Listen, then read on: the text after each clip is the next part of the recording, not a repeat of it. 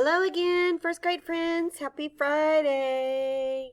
Yay, it's Friday. I hope you are having a great red ribbon week and you're wearing your favorite book character costume. Today we will write sentences using prepositional phrases.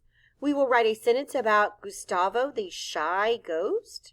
And this is important so that we can become better writers.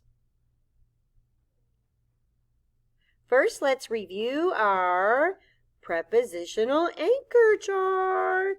Right there. Prepositions are anywhere a mouse might go.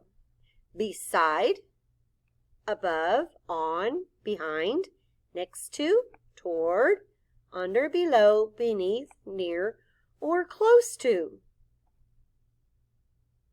Now we're going to read a story called Gustavo, the Shy Ghost.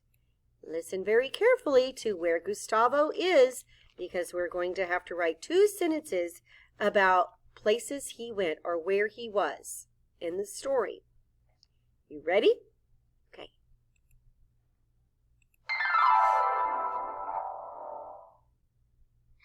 Hola amigos y bienvenidos a Cuentos con Shelly. Para este episodio vamos a leer un libro en inglés. The title of today's book is Gustavo the Shy Ghost.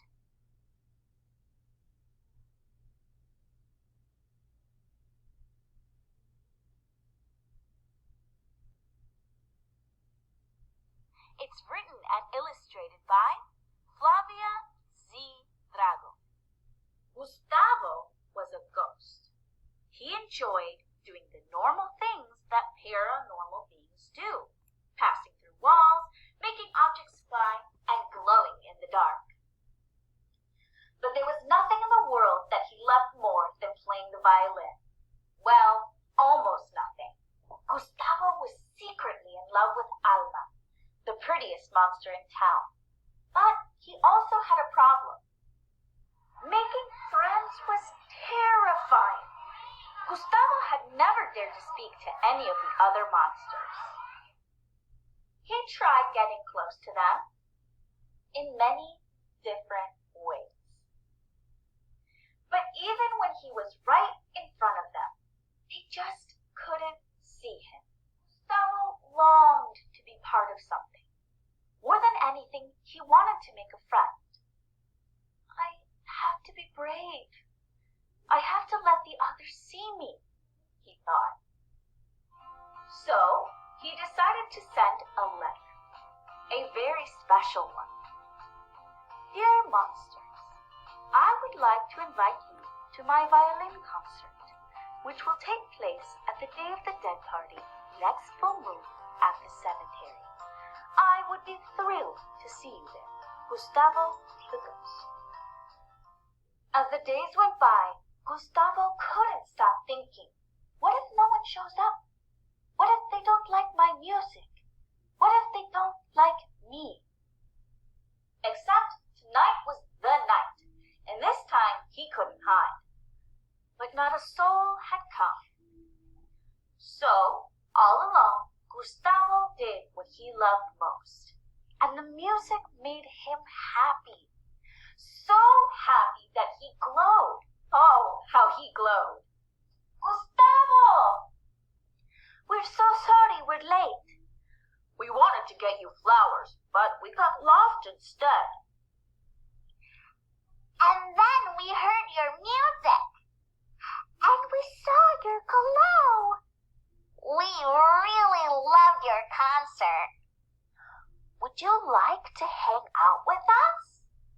From that moment on, Gustavo's life changed, and everyone discovered that even if he didn't talk much, he was the best at helping and protecting his friends.